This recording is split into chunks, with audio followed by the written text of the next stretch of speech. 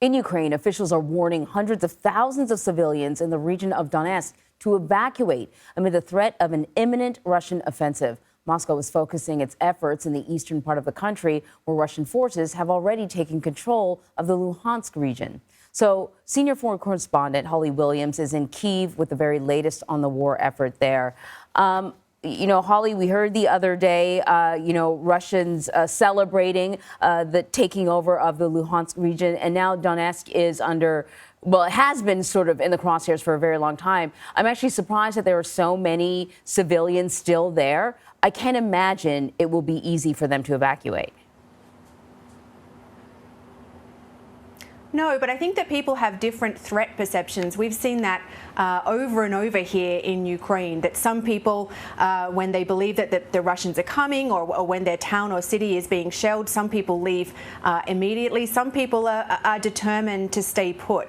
What I think we can expect to see in the east is Russia continuing its land grab in that area. I think next in the firing line are going to be other small industrial cities in that area, places like Slavyansk and Bakhmut, cities that we've spent a lot of time in, incidentally, over the years.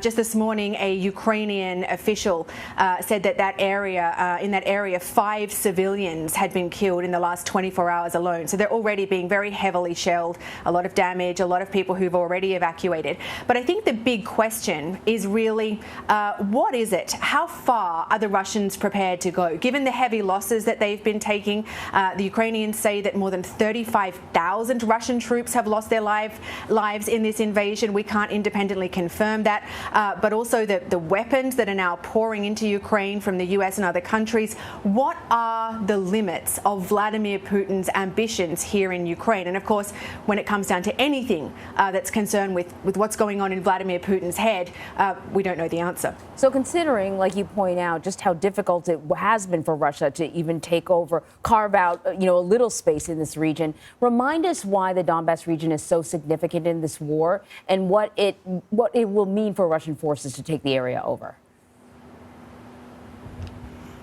Well, Anne-Marie, I think there are a couple of 2 points. First of all, if you cast your mind back to the beginning of the invasion, it certainly looked as though Russia intended to try and take all of Ukraine. They launched an assault that was headed towards here, Kyiv, the capital. But the Ukrainians put up a much tougher resistance than many people expected, and the Russians suffered a whole series of quite embarrassing military failures. They were beaten back. They had to withdraw. They lost the battle for Kyiv. And it certainly seems as if focusing instead on eastern Ukraine is a more realistic kind of strategic goal for the Ukrainians. But why specifically Donbass? Well, remember that region in the far east of Ukraine is heavily Russian speaking. A separatist movement was sparked there back in 2014, which led to a long running and quite bloody war.